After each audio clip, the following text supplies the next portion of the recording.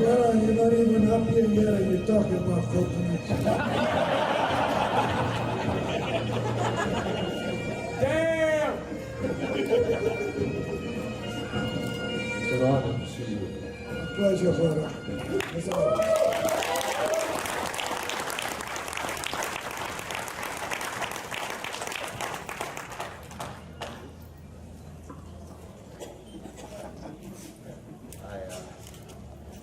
Not really sure why we're here. You know, not feeling really comfy, but what I'd like to say right from the get-go, how much respect I have for Mr. Snuka.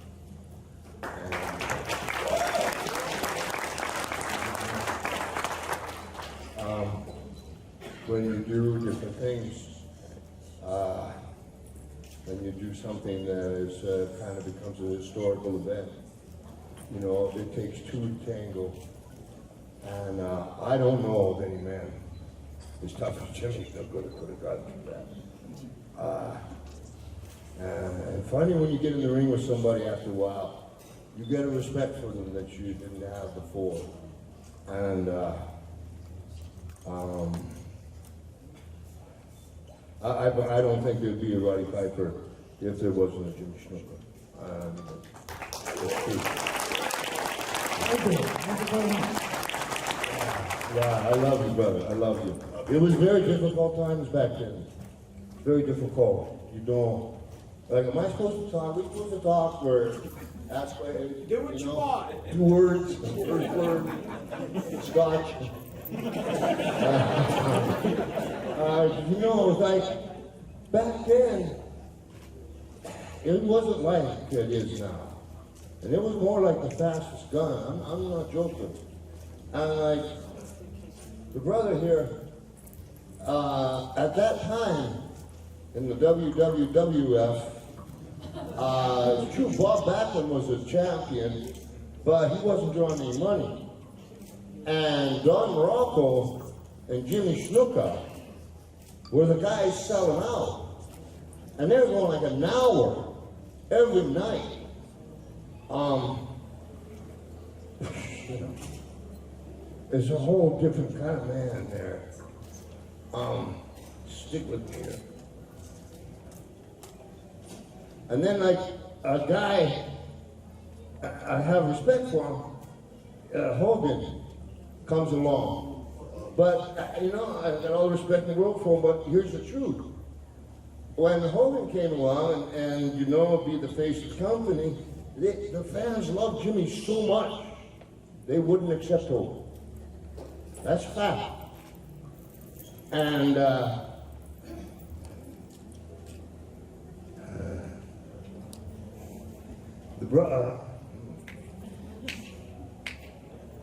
Jimmy had a match with Don Morocco, the most spectacular thing I've ever seen.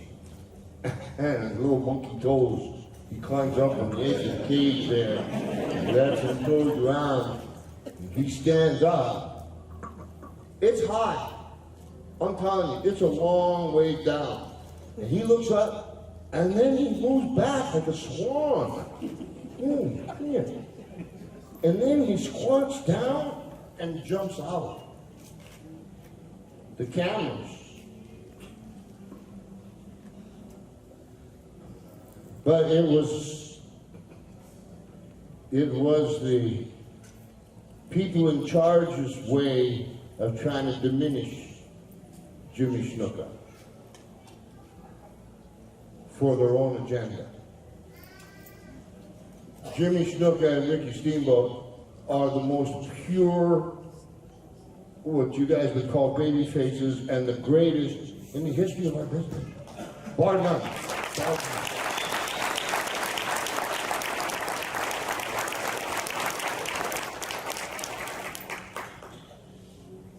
And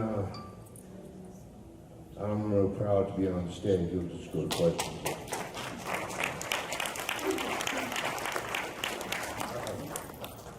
I love you. Guys. Love you too, Piper. You know, ladies and gentlemen, that was was a time that I wrestled with Don Morocco, and it was in the Madison Square Garden. It was a cage match that, that was my first time to climb the cage in the Madison Square Garden against Don Morocco. And for me to climb all the way up there to the top of the cage,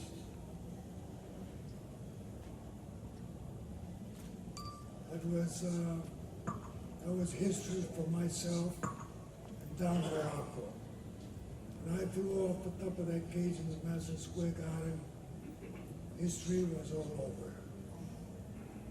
But it doesn't mean that it's over. It means that the brother can still do it again.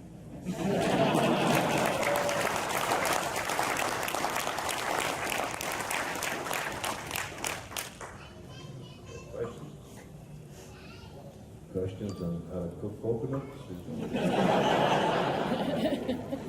People say, is that a real coconut? I got it at Hank's. I don't know. We got a special coconut shop at Hank's in Harrisburg, PA. No, it's a real coconut. Really, Jesus. Yeah, well, I ought to know, Piper. Like I said. Well said. Are they coming up to that red mic, or is that just for Heidi Fleiss? If you would like to ask questions, please line up behind the red mic in the center aisle. Hello, gentlemen. Big fan. I actually had two questions. One for Mr. Snuka. That match against Magnificent Morocco and MSG, whose idea was it for you to climb on top of the cage? Because now we take that for granted, that type of extreme wrestling, but back then that was the first time I had ever seen anything like that. How did that come about? And then my second question would be for Mr. Piper, if you could explain to us how these Piper's Pit episodes that you had with Mr. Snuka, how that came about, and whose idea was it? And I'll sit down and listen. Thank you. Well, thank you very much for asking the question, brother, but the man is right here, sitting down next to me. He's the one that, hit me over the head with the coconut. I gotta bring that up because sometimes when I get up early in the morning, I get such a headache. And I'm trying to wonder, why. So I'll go outside and sit down for a minute and think it over. And I said, you know what? It was that darn coconut.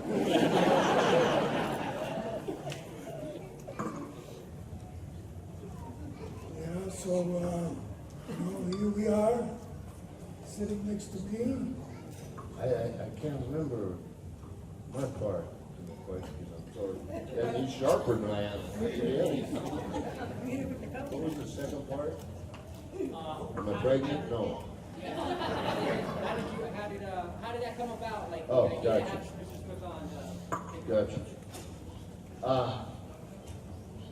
Like, oh,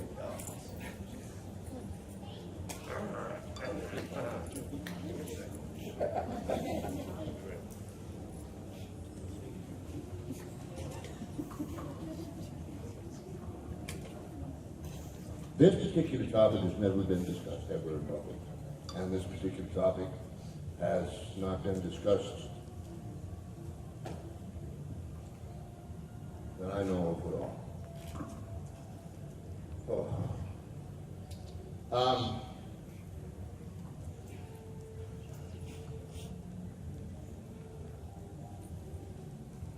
After Jimmy did that dive in Madison Square Garden,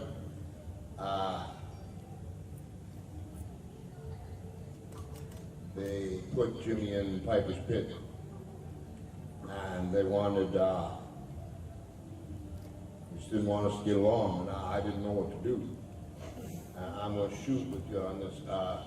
I'll be honest, I was a hard guy to handle back then. Not that Jimmy couldn't have, I just, I've been rolling probably about 14 years, 330 days a year, taking on anybody wanted to for money. And, you know, I was on a forward thrust and I wasn't backing up. When this pit was coming up, there was 2 minutes and 54 seconds that you had to have. And like, you know, the brother, you know, I don't speak any Fijian, so he's way ahead of me, you know, speaking English, and I got to figure it out. So I just said to some guy, you know, go get me some stuff from Fiji, just to fill in the blanks, to be honest.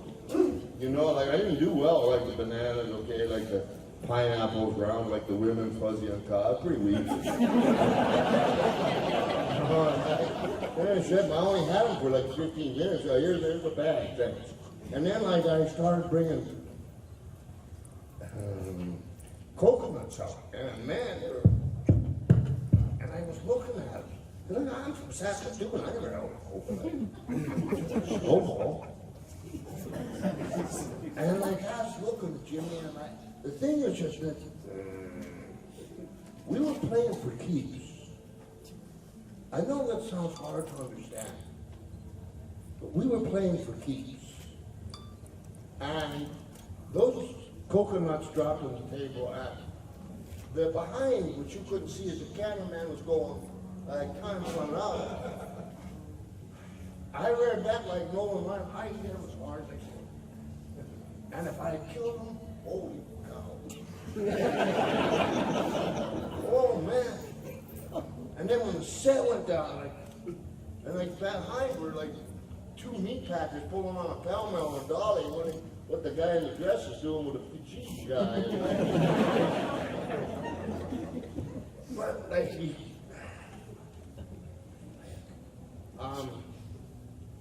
when part you know, like Jimmy was down, I was glad of that. But then he started to get up, and I wasn't so happy about that. You know, as he was getting out, this is the truth. There's a huge door here there was 2 dressing rooms. Jimmy's over here, mine's here. And they're huge doors, like a big kind of meat house or something. And I pretended I was walking away, but I got behind that door, and you had to open that door, and there was concrete right here, and I had my shoulder that door, and I had my foot up on that concrete, because I know there was going to be an indentation of my feet here any second, and there was bomb tried to come through that door. Whoa. And then I was told by Arnie Skolin that Jimmy, you know, he doesn't remember. No shit.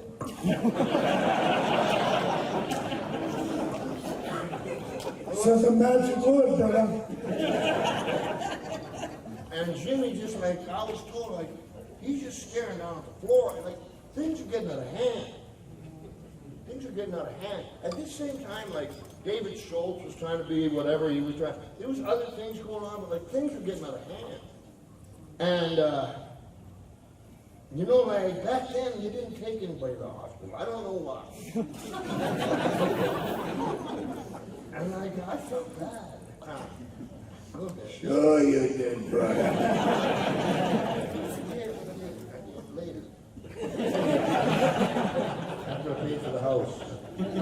No, but you know, like, cause those kinds of things, that's magic. Nobody can write that. It's just like, you know, you're in Harrisburg, Pennsylvania. Get a Fijian with a coconut, who writes that shit?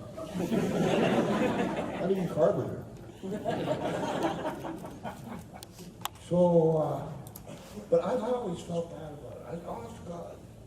I like, because it took Jimmy, who had earned the respect, it kept him having to fight to stay one of the supreme beings, so to speak.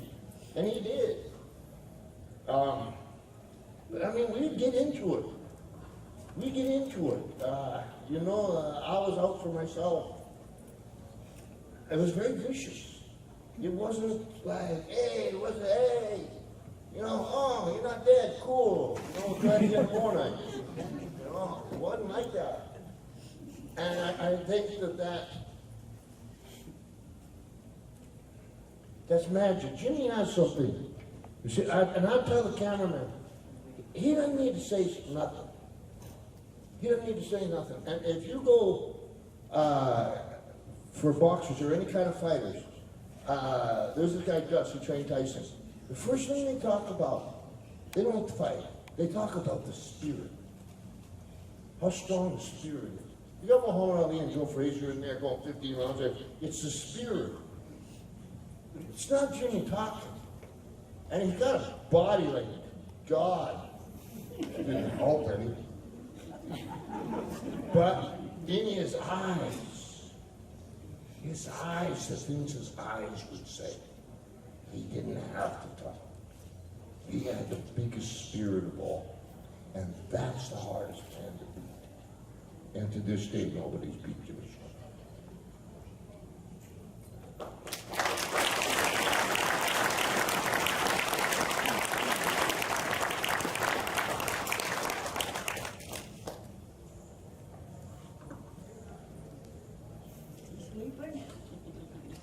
Hi, Pipes. Jimmy. Good to have you here. How you doing? My name's Rob. Roddy Piper. Yeah. I was wondering if we could get you to tell the Victor the Bear story. Oh, fuck that.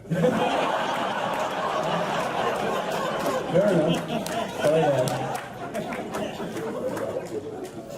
Here's the Jimmy Snuka story.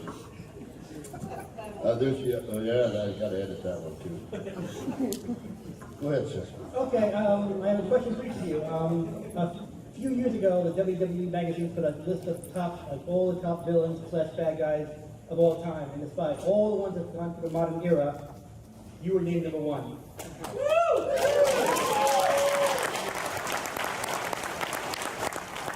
And I just want to know when you first saw that, what you thought when you first saw that you were named there. You know, that's, I'm very grateful.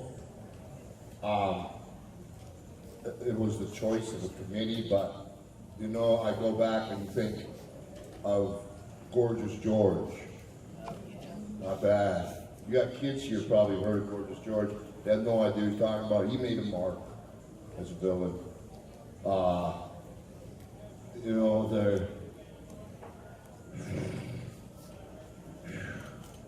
nope, can't be anybody else. Well, it'd be me then, he's dead. Hard to carry him around in the car now, you know? Lock him up. But there's so many great people, Gene Kiniski, Killer Kowalski, and it goes on and on. That I'm very honored, but there's many men that outrank me. And Mr. Snuka, we all talk about the big match when you jumped to the cage, but can you recall how you first came up with the Superfly move off the top rope when that first developed? How you came up with it? Yeah, but I used to be a cliff diver since I was 5 years old, and I had 4 of my uncles that they always go out and go diving into the water, and they always ask me and says, "How high do you think you can climb up there on the mountains and dive into the water?" So I just looked at them, both, all of them, and I said, "Well, I'm gonna try." So I went. I started climbing. And as I'm climbing, and I'm about halfway up the mountain, they turn around and say, "Jimmy, we didn't really mean it, so come on back down." So, brother, I had the encouragement, and I said, "Well, you guys the one that told me, how high can you fly and dive into the water?" Well, I did it. I was proud of myself. It was a long ways down. And I had to prove to my uncles that it could be done.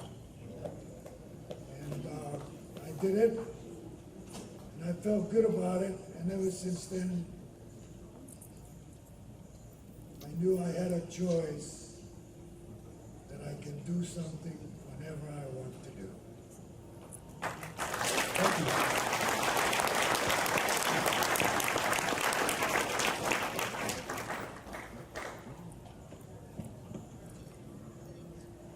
I'm wanted to thank you guys for sacrificing your bodies and your spirits for all the years. Much love.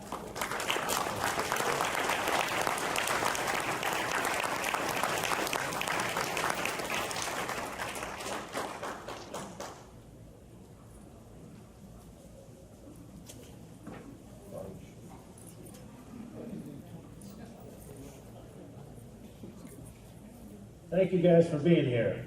2 questions. Roddy, if you had the sunglasses from They Live, and you were looking at this audience, how many of them are aliens? 2/3.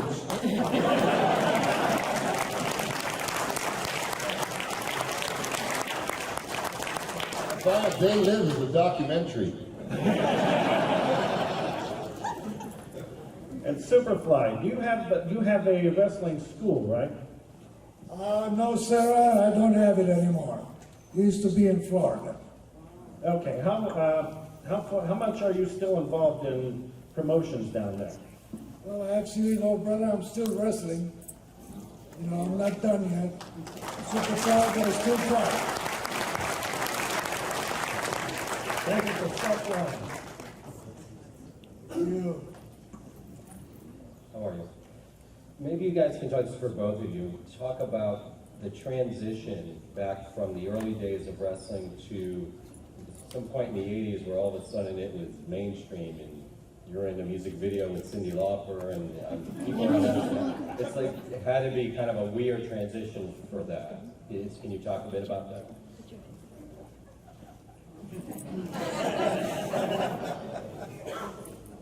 Okey-dokey. It was interesting. It was an interesting time because with Jimmy, Paul Orndorff, Ace, Hogan, Jimmy and Hogan were together, and then the war to settle the score, which is really the match that started the whole WrestleMania thing. What was your question? I'm going somewhere with it. Yeah?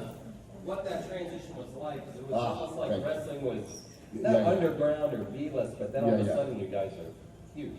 Gotcha. So like we were in the ring and Jimmy was on the other side, and Hogan, Mr. T, and Orndorff and Cowboy Bob Ace was there, and all of a sudden T came in. I just ran over and nailed him.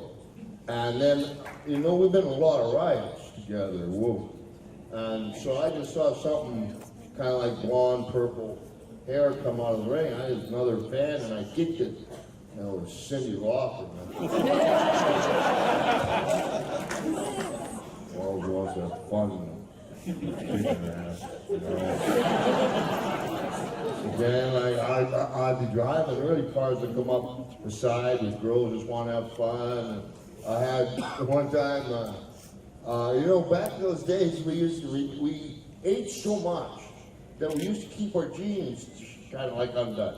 When we drove or when we were just sitting, and I was in Charlotte, and this car, rednecks come in, truck rather. Rednecks come in, hooting, hollering, throwing bottles. And, we all packed guns, and I had 2 guns, and I got up, I went after them, and I'm shooting at them, throwing boom, but my pants go down. My wife's 4'11" and a half. You finished, Roderick? Hold the gun and sword. Oh, never mind. No. The lady that ran for the vice presidency of the United States, Geraldine Ferrara, says, Roddy Piper, you're not fit to wear a dress. Dr. Ruth Westheimer, don't pay any attention to him. When Cyndi Lauper got her award, when in 60 countries last year, she says, Roddy Piper, you're going to get yours. The Twisted Sister, Little Richard, Little Richard hands me a Bible. It says Adam's supposed to be with Eve, not Steve. And then this guy pulled me over and trying to come in to get my ass kicked. And then I'm going over here, and this guy's taking, I got a phone. His skinny guy, his name was Andy Warhol. I said, get out of away from me. We're wrestlers. And then there was a different, and then there he was, liberal Liberace with the Rockettes doing the character. Obviously, I'm in the right circus. And like everything was all, we walked in and Mr. T had an oxygen thing on. And like, I thought Holden was panicking. I was going, yes. You know, he was trained and like everything was Billy Martin and Dick Clark. I just turned to Dick Clark and he says, don't hurt me, and drops the mic. No, nothing. You know? 4 for beat.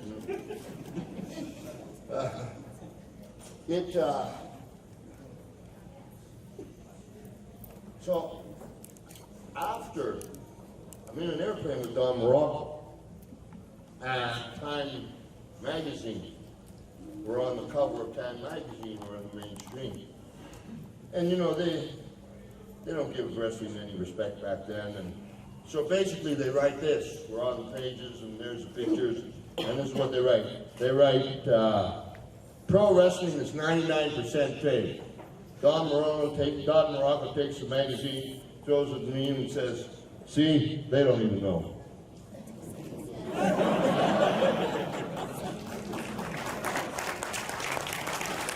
Bring it on. Yeah, I'm going to ask one more question for each of you. Is there someone you wish you had a match with that you never did? And who would that be?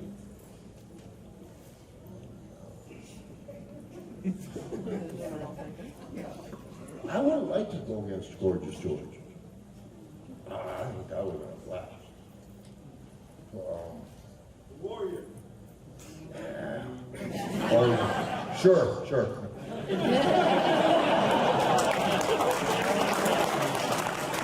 Don't have something else to say. We're out in the legend house.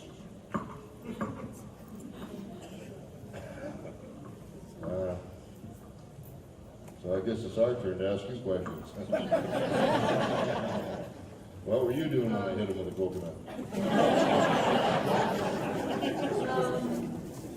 I'm just wondering, what's your favorite today's wrestler?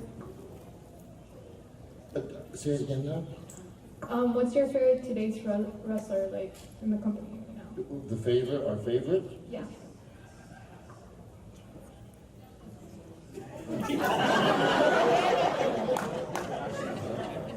All I know is that Piper's my favorite.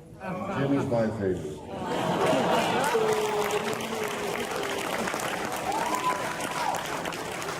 Oh, and one more thing. Roddy, will you ever do the Chippendales again?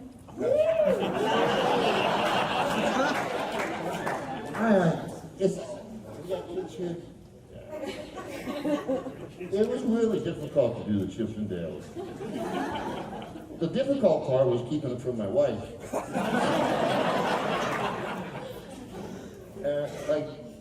I'm a dad.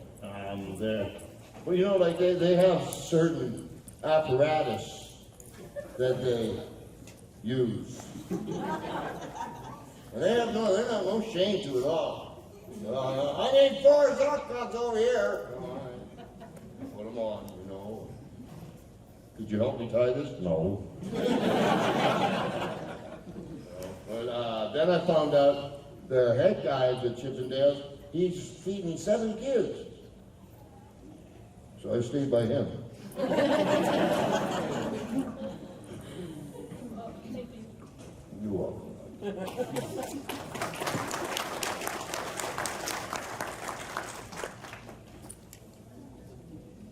Hey guys, how's it going? Good. Canada, remember? Ottawa. I remember. Yes, just happy to be with the country. Yes, hi Jimmy. I was a huge fan of both of you growing up watching WWF. I think John Carpenter should have cast Jimmy Snuka instead of Keith David.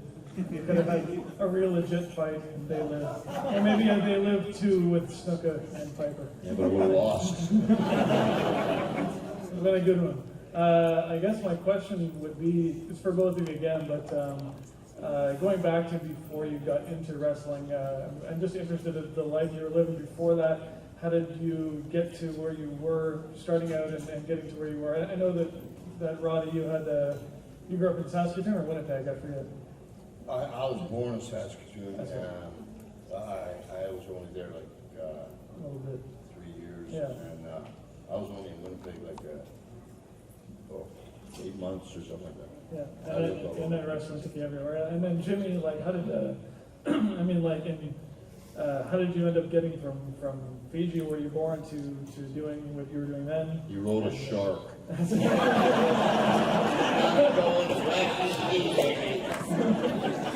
Great white. Especially a tiger shark. There's a lot of, just talk about, I'd be interested in that backstory, just about that transition for you going from Fiji all the way to WWF, I suppose. You know, brother, I didn't even know anything about wrestling at the time until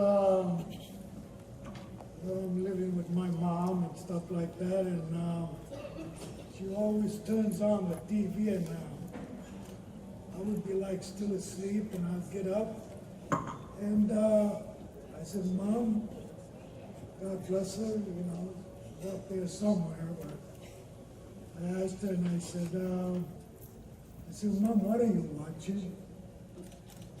And she turned around and says, I'm watching wrestling. You watching wrestling? I could not believe that she watched wrestling. And do you know that she said, you know, son, he said, you can do that. I looked at my mother and said, you want me to do that? Brother, I made up my mind, I took my mother's word. Well, most moms wouldn't suggest that to their kids, and I'm glad you did.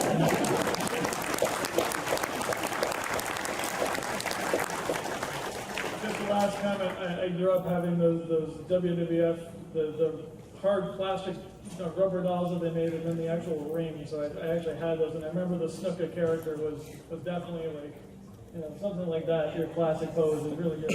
And then Piper, you had another one. I don't know. I think you were in jeans, not a kilt. I don't remember, but it was cool. I think everyone here can probably recognize the ring and the figurines. But thanks again. Thank you.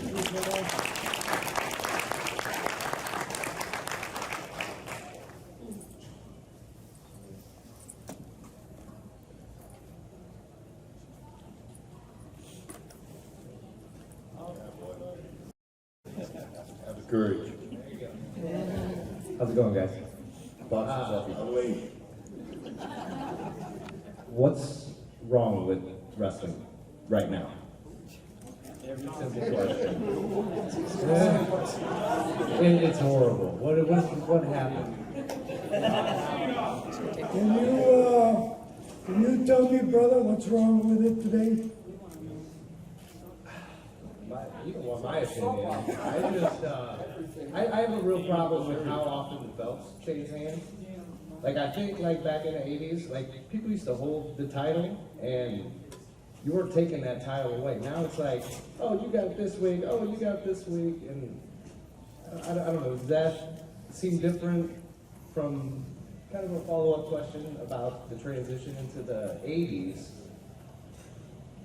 It kind of went down, and then it goes up in the 90s with, like, the Stone Colds and the Undertakers, and it goes down again. And we get the Edges and the John Cenas. I think that is the problem. I think they answered my question for me. But everything's kind of like based on stats, you know, just like baseball or football. Everybody wants to, how many times has he had the championship? How many times is he intercontinental, tag team? Like, do you feel like they give it away too often? Like, more often to undeserving wrestlers? Like eating Apple Jacks for breakfast every morning. That's right. Yeah. Sure they do. That's why it doesn't mean nothing. I don't need no stinking badges. You know, and also it's another 20 pounds in your bag. Go through customs or whatever you call it, TSA. They open it up, they show it to everybody. Yeah. But what I think anybody that answers the bell is fantastic. I have all the respect in the world for them, but I know what you're saying. It's because they're just being stamped out. It's all coming from one central command, and that central command has broken down and picked the kind of talent that they want to represent the publicly owned company. And so that's how they're stamping them out that way. And the day of, it's interesting, and the brother will know this, is, when we started, when Jimmy started, when I started, we go to a territory, like, promoter wouldn't tell us nothing. Other than, who you got? You got Jimmy Snuka tonight and the Cow Palace. Got it. How many promos? 18. Got it. See you later. Didn't tell me what to say, or what was he going to tell me? How to play the bagpipes? How to wear kilts? How to fight? Promoter didn't know nothing. Then we wouldn't allow them. Get up, come on, shoot. Is the place sold out? Go count the money. Let us take care of what we do. Now, they got the tail wagging the dog. Some of the best stuff is, I don't even want to see my opponent. Zed or Z, that might be a given.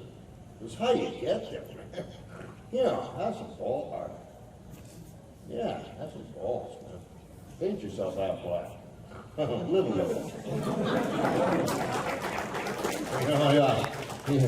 I'll try getting home half black from Toronto to Portland through Chicago. You get some serious looks. Another story.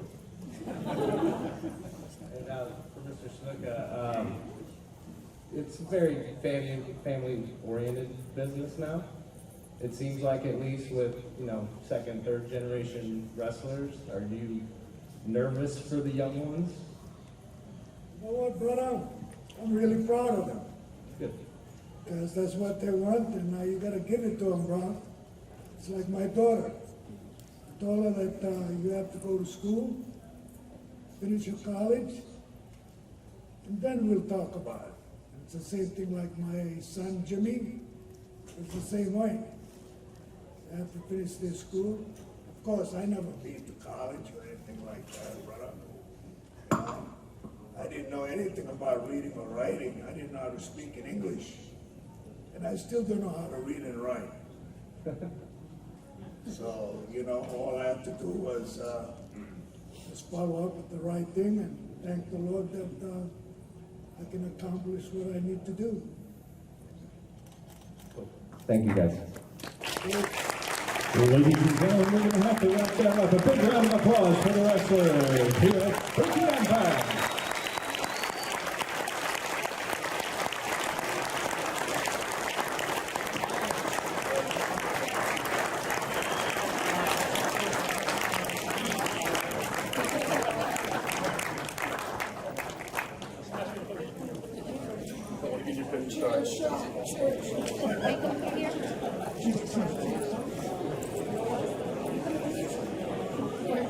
We're going to be getting the room changed out.